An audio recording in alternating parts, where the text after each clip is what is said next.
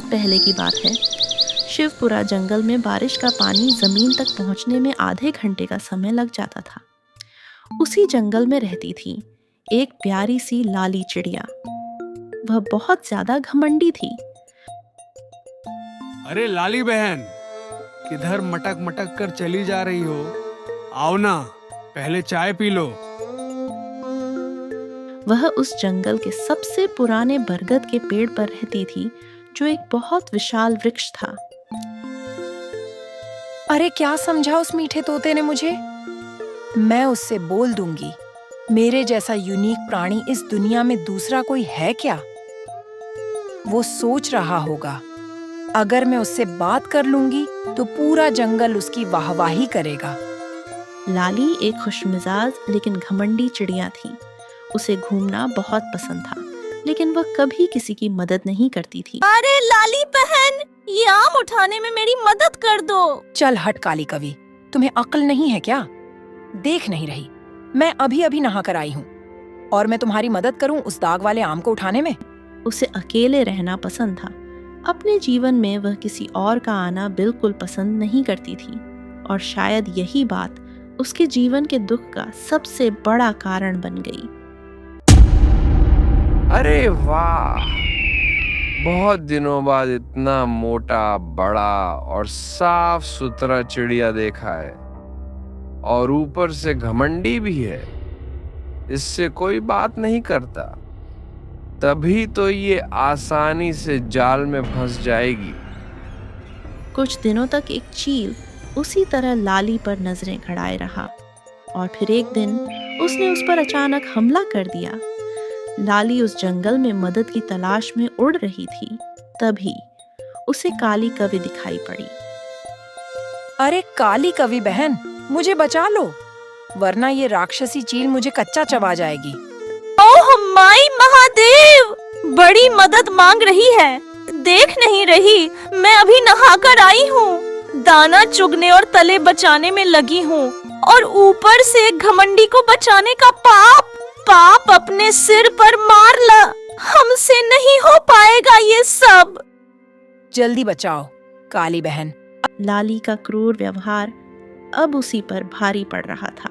हे भगवान, लाली को बचा लेना। घमंडी है पर दिल की एकदम साफ है। इतनी भी बुरी नहीं है जितनी दिखती है। वह बस उड़ती ही जा रही थी, लेकिन कोई भी उसकी मदद नहीं कर रहा था। तभी उसे सामने से होठा टिंकू दिखाई देता है। अरे टीकू, ओ मेरे छोटे भाई, बचा ले मुझे। मैं तुझे आम दूंगी, सच में दूंगी। बचा ले, वरना ये चील मुझे एक ही निवाले में गटक जाएगी। अरे वाह वाह वाह, बंदा किसी की मदद नहीं करता और हमसे कहता है कि उसके बारे में सोचो। जिसने अपने ही घर की छत तोड़ दी हो, उसे बारिश में भीगना तो पड़ेगा ही।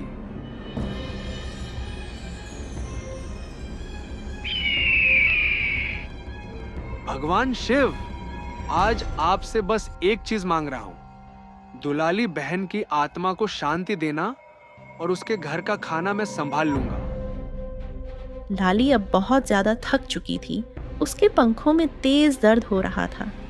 वो उस दर्द को और ज्यादा सह नहीं सकी, और फिर वह सीधा पानी में गिर पड़ी। अरे ये पानी ने तो सारा मजा ही खराब कर दिया। धत, अब दूसरा शिकार ढूंढना पड़ेगा। मैं जा रहा हूँ। यह देखकर चील वहां से चला जाता है। कुछ देर बाद जब लाली की आंखें खुलती हैं, तो वह खुद को एक अजीब सी गुफा में पाती है। वह पानी के बीच में थी। धीरे धीरे वह खड़ी होती है। उसके सामने था एक बड़ा सा द्वार। अरे वाह, ये जगह कितनी सुंदर है। सामने महल, ऊपर गुफा से बहता झरना। उसका पानी गुफा में बहकर एक नदी बना रहा है। मुझे ये ठंडी और शांत जगह बहुत पसंद आई। यह सोचकर कि शायद यहीं से बचाव का रास्ता हो, लाली उस द्वार के अंदर चली जाती है। अंदर का नजारा बहुत विचित्र था। दीवारों पर त्रिशूल की कलाकृतियां बनी हुई थीं, जैसे किसी इंसानी प्रजाति ने उन्हें खुद हाथ से बनाया हो। लाली धीरे धीरे आगे बढ़ती जा रही थी और हर एक नई चीज का अवलोकन कर रही थी। उसे वहां की कलाओं को देखना बेहद रोमांचक लग रहा था। लाली ये सब देख ही रही थी कि उसे सामने एक बाहर निकलने का द्वार दिखाई देता है। वह तुरंत उस द्वार से बाहर निकल जाती है। जैसे ही लाली उस गुफा से बाहर आती है, उसे सामने एक पुराना शिव मंदिर दिखाई देता है। अरे, ये तो एक शिव मंदिर है। लगता है इसी मंदिर के कारण इस जंगल को शिवपुरा जंगल कहा जाता है। और ये मंदिर तो इंसानों ने बनाया है। मैं अंदर जाकर देखती हूँ। वह धीरे धीरे मंदिर के अंदर जाती है। मंदिर के बीचों बीच एक बड़ा सा शिवलिंग रखा हुआ था। कितना सुंदर है ये मंदिर, ये शिवलिंग, जिसकी पूजा सभी इंसान बड़ी श्रद्धा से करते हैं। वहां कोई फूल नहीं थे, इसीलिए लाली मंदिर से बाहर निकलकर एक पास के फूलों के बगीचे में जाती है। वह वहां से कई सारे फूल तोड़ती है। आज मैं भगवान शिव पर इतने फूल चढ़ाऊंगी कि खुद भगवान कहेंगे, बस कर लाली, अब और नहीं। और वापस आकर शिवलिंग पर चढ़ा देती है। तभी आकाशवाणी होती है। लाली, तू घमंडी जरूर है, लेकिन दिल से एकदम साफ है। तेरे लहजे में कड़वाहट हो सकती है, लेकिन तेरे इरादे हमेशा पवित्र होते हैं। तू जैसी भी है, मुझे वैसे ही स्वीकार है, क्योंकि तेरे अंदर जो सच्चाई है वो इस दुनिया में बहुत कम लोगों में है। लेकिन वो इंसान जो इतनी श्रद्धा से पूजा करते हैं, उन्हें आप दर्शन क्यों नहीं देते? इंसान जन्मदिन पर सिर्फ बर्थडे वाले को खास मानता है, शादी की सालगिरह पर सिर्फ अपनी पत्नी को स्पेशल फील कराता है, 15 अगस्त को देश को याद करता है। तो क्या मैं इतना भी नहीं कि सावन में मुझे याद रखा जाए? मैं भी तो सब कुछ छोड़कर हिमालय के एक कोने में तुम्हारे भले की कामना कर रहा हूं। एक बार मुझे भी अपना बना लो, सावन में शिव को भी खास महसूस करा लो। उनको भक्त साबित होने के लिए क्या क्या करना पड़ेगा?